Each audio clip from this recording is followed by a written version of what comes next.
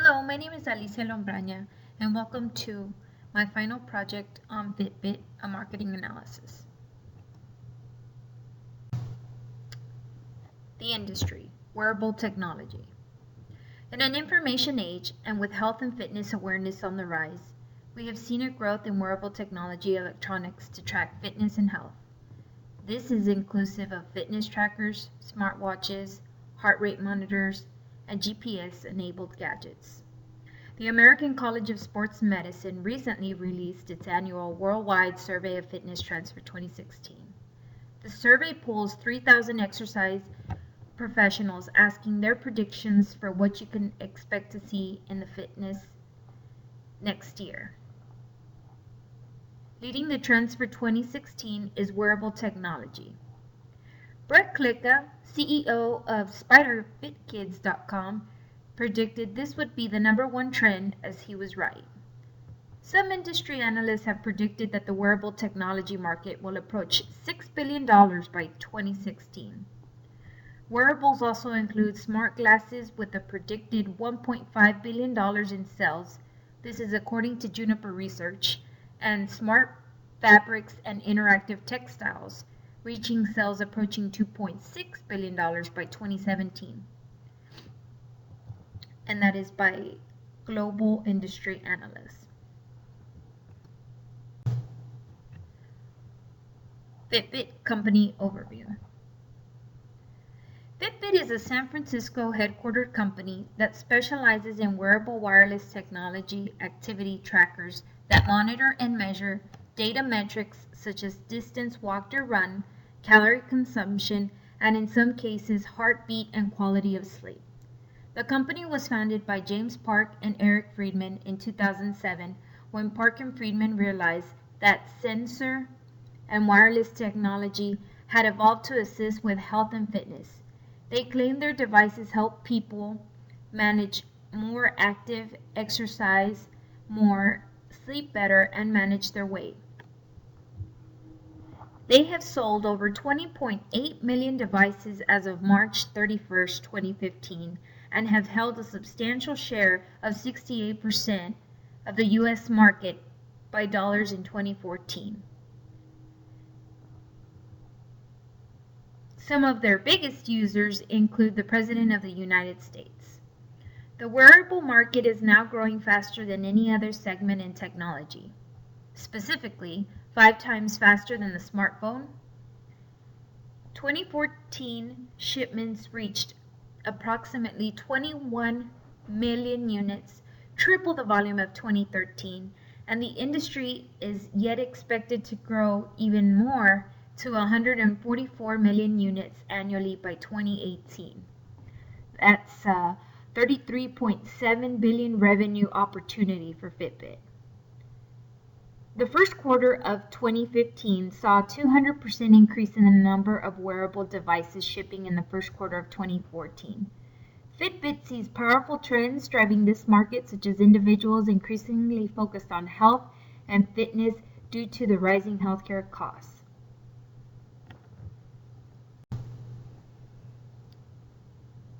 Competitors in the industry. The major players in the wearable industry are currently Fitbit, Jawbone, Nike, Samsung, Xiaomi, and Apple. The competitor I believe is the biggest concern to Fitbit is Xiaomi. After making copies of iPhones, iPads, and GoPros, Xiaomi has entered the wearable industry and now commands a respectable 25% market share in the first quarter of 2015, up from 0% a year earlier. It's a highly competitive market with many players working to establish themselves as the leader, and it is worth noting that the first companies out the door when PCs, for example, became popular were not necessarily the ones that were able to stick around and maintain leadership of the industry. The Jawbone and Samsung have both maintained and seen both slight declines in market share from Q1 2014 to Q1 2015. Fitbit has seen its market share fall from 45% in Q1 2014 to 35% in Q1 2015. Apple has only recently launched its smartwatch, and currently not much data is available on the impact it is having. However, I believe it will most likely not be competing much with Fitbit, since Fitbit's most expensive device comes in at a lower price than the starting price of an Apple Watch.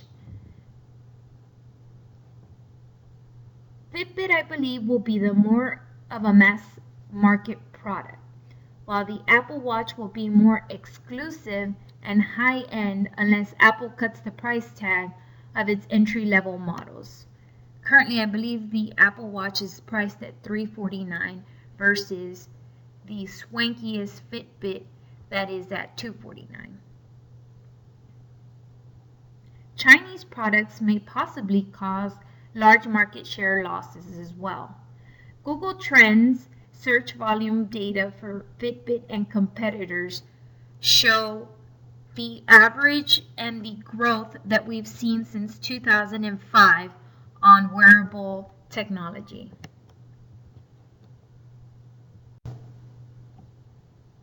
The external environment, opportunity and threat. To best show the opportunity and threat, I thought it would be best to do a SWOT analysis which focuses on not just the opportunities and threats, but also the strengths and the weaknesses.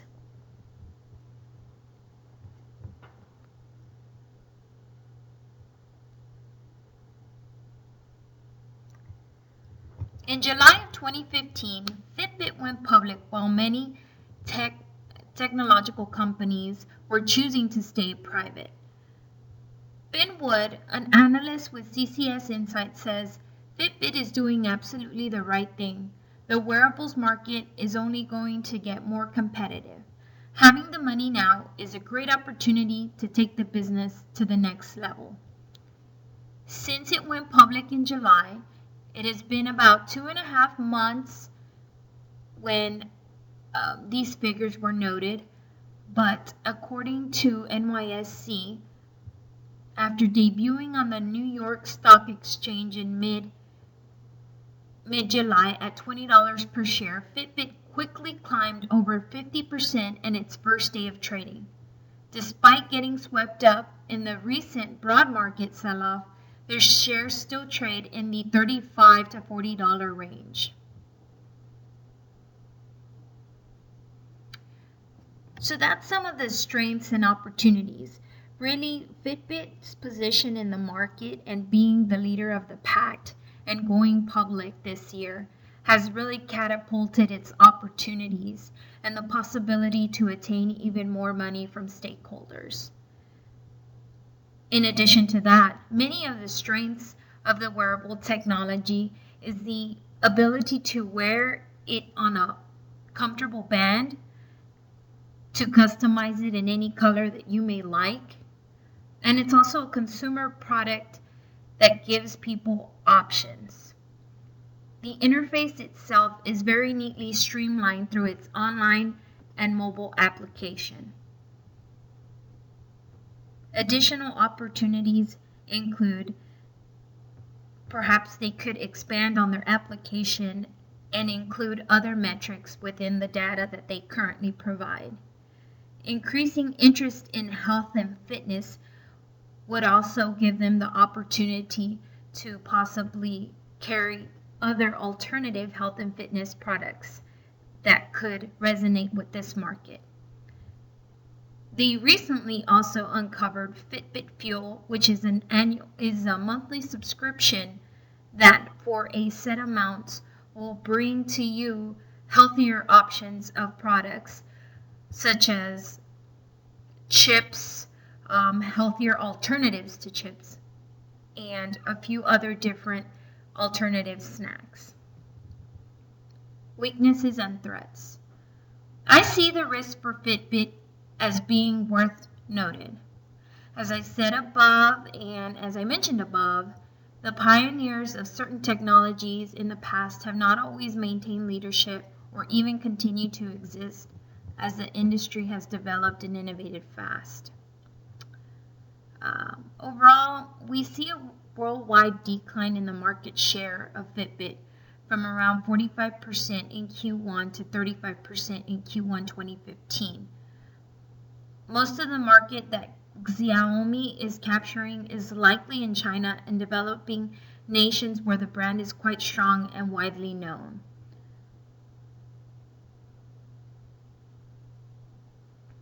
The biggest challenge will be for Fitbit is to provide a product that it can build a brand that cannot be easily replicated by competitors or done at a lower price in China.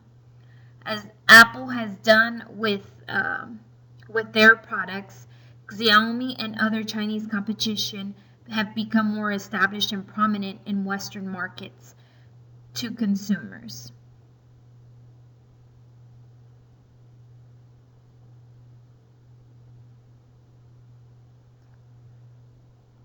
In addition to some of those weaknesses and threats, I did note that a lot of their marketing is done through online, and we'll talk about that a little bit later, but their marketing is very minimal outside of their online stance. That could potentially harm them. Here, now that we're in December, I've seen a great spike in some of the ads on television, but even then, their television ads have been very limited, and from what I've gathered, a lot of their TV ads are more international campaigns. Actually, their very first television ad was just November of 2014 last year. Another weakness for Fitbit is the limitations to the personalization.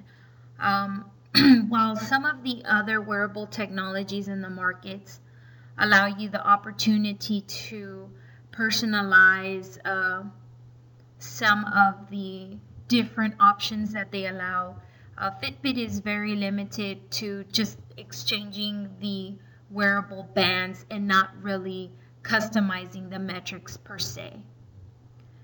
Some may even say that the weakness for Fitbit is their price.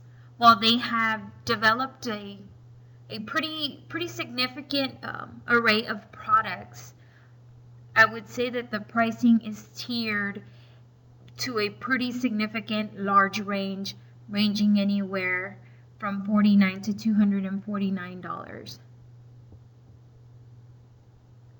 Some of the other threats that Fitbit also faces are existing competitors such as Jawbone and the Nike product and the Xiaomi product by Samsung.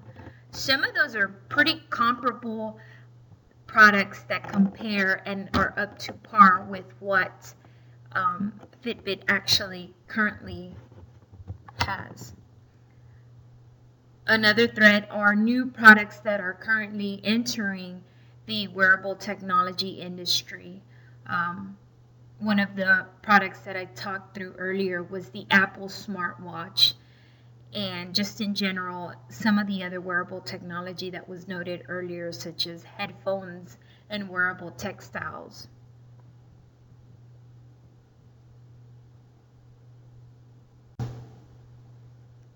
Target market segments. While most people may think that the Fitbit fitness tracker targets only those who have great appeal to having athletic backgrounds, it actually is not only focusing on fitness, but it's also focusing on health. Many of the target market segments for Fitbits also include physically active people, your everyday person who likes to keep active, ranging from 2 to 3 times a week workouts, to the everyday active person. Another target market segment for Fitbit is those who are looking to change, those who are looking to adopt a healthy lifestyle. Again, not only are they marketing to people in the fitness realm, but they're also looking to find those people who are looking for some help to better understand how they can maintain a healthy weight. Another segment that Fitbit has also targeted in recent years are medical institutions. Because of the data analytics and the metrics that are available through Fitbit, I read in a lot of my research that Fitbit is ultimately wanting to have Fitbit users use their wearable bands, track their fitness, and one day be able to send that off to their doctors to have real data in which doctors can determine why maybe someone had a heart attack, why someone has this chronic illness and or condition. And last but not least, they're targeting corporations. They understand that many corporations are looking to improve the health and the fitness of their constituency because research has showed, and there are some studies that have come out of this that say that those people who are healthier and stay fit and up to date with how their health is, that could possibly help improve performance at work. So they have deemed corporations as a potential segment that they can continue to expand to possibly sell some of their devices to in order to enable fitness and better health across the constituency. So now let's look at the product offering and pricing. There was a few products that when I looked at Fitbit, they were the first generations that have since phased out. But here's some of the other product names and a brief description of what each of those entail. As I mentioned earlier, Fitbit has a really great tiered product and pricing model in that depending on what it is that you are looking to track, they have a product name that is customized for your need. Zip is the very basic model that retails at $59.95, and that is the most simple basic model that Fitbit currently has.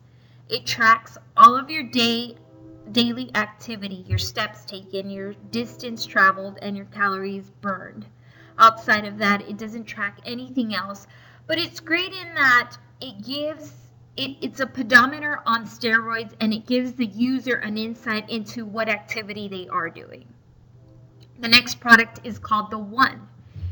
In addition to providing the daily activity, the One actually tracks the quality of sleep that you have at night, and it actually provides a nice silent vibrating alarm. This retails for $99.95. The Fitbit Flex, on the other hand, in addition to tracking your daily activity as well as providing you with the measurements of the sleep quality that you have in a vibrating alarm, this one is able to give you the opportunity to have additional accessories at an additional cost. So let's say that you are a UT Longhorn and you love the color orange. There is a wearable band that you can actually exchange to put on your Fitbit. That one also retails for $99.95. Coming in at $129.95, the Charge also does all of the activities that I've previously mentioned, but it also allows you the opportunity to sync with any of your phone devices that you may have. And it shows you if someone is trying to give you a call. The neatest thing about this is when they had the Charge in mind, they knew that the smartphone would be the next area of competition in which they would need to address. So anything past the Charge, we start looking at wearable technology that is competitive with the Apple iPhone. The Charge HR. So again, in addition to everything that the Zip, the One, the Fitbit Flex, and the Charge allows, this one also actually has an extended life battery, which equals up to about 5 days.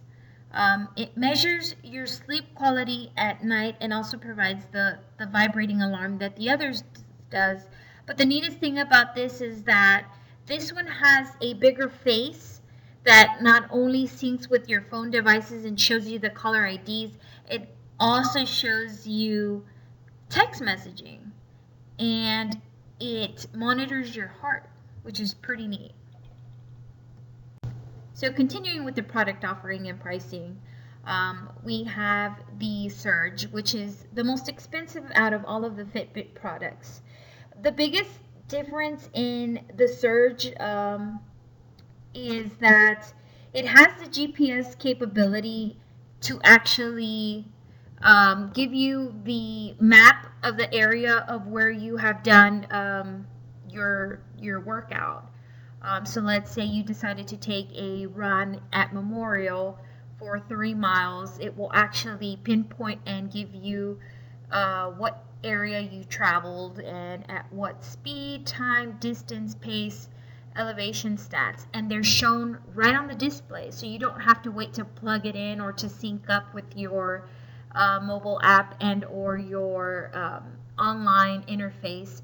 You can simply look at your screen and note that all of your stats are there.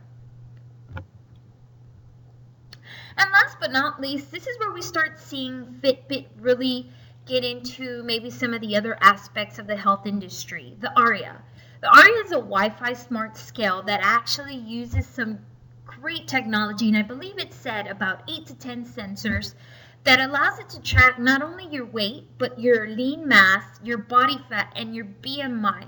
This is excellent for those people who are either trying to lose weight, really maintain their weight, get a better understanding of what the weight is that they're trying to lose or gain. It even tracks what kind of weight you gain and or lose. If you've done a significant amount of weight training and you see an increase of 0.2 in your weight, it'll tell you this is because of weight gain or this is because of fat loss or vice versa. And this retails at $129.95. So continuing with the product offering and pricing, we're going to get into a little bit of how many devices Fitbit has sold and what it is in revenue that they are making. For the most part, it is really good to see that Fitbit financial statements are reflective of the product and the efforts that the company is making in the wearable technology industry. Revenue is growing pretty fast. It's actually growing faster than cost. And the company's profit is really up with $131.8 million last year in 2014.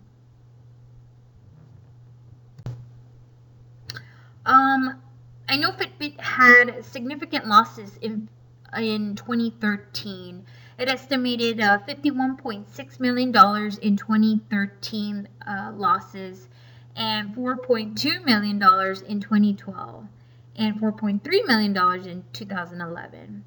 The company currently holds $237.85 million in cash and cash equivalents and $159.61 million in long-term debt.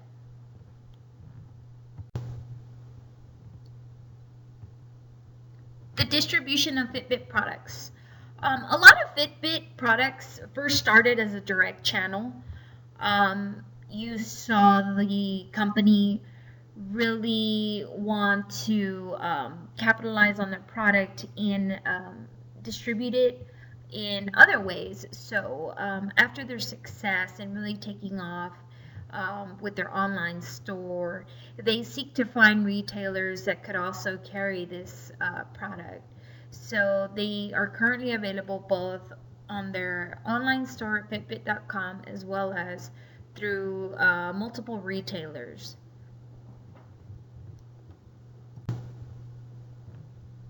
promotion.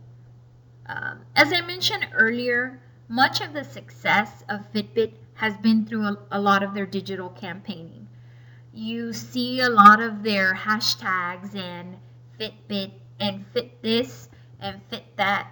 Their most recent campaign that had 4.8 million viewers on YouTube, Find Your Fit, displayed an array of all of their products and did a great job at really resonating with their constituency and getting the word out that they weren't just one fitness tracker device type of a company as some of the others are, but instead you can find your fit and go with the product that works well not only for you and your day-to-day, but as well for your pocket.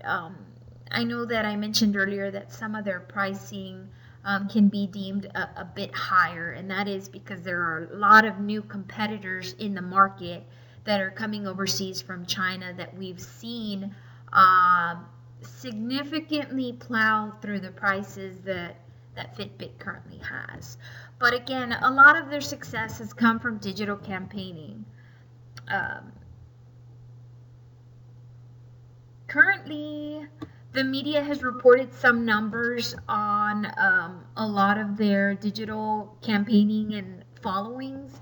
At the end of 2014, we saw that their Facebook reached up to 727,000 likes. Their Twitter handle actually had 166,000 followers, followed by Instagram and Google Plus that came into about 73.1 thousand followers, and Google Plus had about 34,495 followers. They definitely have a great following on YouTube as well, with 8,415 subscribers. And then out of those, really, a lot of their YouTube videos have gotten significant views, ranging in the 7 million view number. Another great way that they are able to promote and cross-promote really through a lot of these social media platforms has been through their website. The website does a phenomenal job at just looking and explaining each of the products and what you really get with the price that they have. Some of their more notable campaigns have been through email marketing. They have seen an overwhelming amount of folks sign up to their email marketing through the use of their social media campaigning. One thing I have not seen enough of, I would say, are television ads. Being that I would be a demographic that they would want to appeal to. Some of my downtime, I do see commercials and take that into account, and even online, but they have not really capitalized on that medium and going forth with advertising in that way. As I mentioned earlier, they have had a few international ads on TV campaigns, the very first one actually being just last year, and with the company starting in 2007 to only give an ad 7 years later for the first time on TV, that is pretty remarkable. The other thing that I would say Fitbit is doing right in terms of promoting and really positioning their products has been through word of mouth and really positioning their products to those people with an influencer following. Just recently, President Obama was asked if he was keeping in shape and working out, and he mentioned that he was looking into getting a Fitbit, and he actually was photographed with a Fitbit, which was great. Outside of President Obama, there's also been other famous athletes and key figures. Another way that Fitbit is really looking to promote their product lines is through corporate programs. A lot of companies have gone into the direction, again, as I mentioned earlier, to really get their um, their folks to be in a healthier and more fit state of mind, as research has shown that contributes to the overall work. If you have a healthy employee who doesn't have any pre-existing illnesses, who works out pretty significantly, who doesn't smoke, um, 9 times out of 10, they're going to be in the office versus someone who may have a more chronic disease or who doesn't keep up with their health, fitness, or is overweight. So those are some of the ways that Fitbit is looking to really promote their program. So, to conclude, I believe Fitbit has the right thing going. It really is a great buy simply to the growth in the industry alone and the ability that Fitbit has had to grow their product lines. Um, any real move into the market by the Chinese competition, which I would say is their biggest threat, has the potential to cause really a large fall in sales for Fitbit. It really needs to make sure that it stays on the cusp with what Apple and the smartphone brings. I think they've done a great job at pricing their higher end model that I mentioned earlier, $249 versus $349. The Apple Watch is clearly the underdog, in my opinion. I like Fitbit's plan to move into the broader health and fitness market. I definitely see large potential if they can pull it off. Certainly, again, with research and technology advancing day to day, that is one industry that we will continue to see grow. So if you want to invest in the wearable industry, this could be a great pick for you. So take advantage of the industry's rapid growth and join on aboard. The following are some of the resources that I pulled from to get some of this information. Thank you.